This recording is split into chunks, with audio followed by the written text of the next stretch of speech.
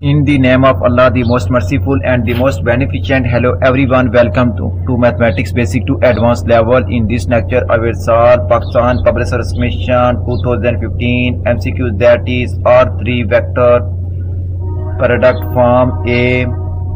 Solution, that is, since vector product of any three vectors is again a vector, so R3 is closed under vector product, but the vector product is not associative, that is, A vector multiply into B vector multiply C vector does not equal to A vector multiply B vector into vector C. So option D is correct group wide, which is the required solution. If you like my lecture, then please subscribe, share, like and press bell icon for latest update on my YouTube channel. Thanks for watching my YouTube lecture. Okay, Allah Hafiz.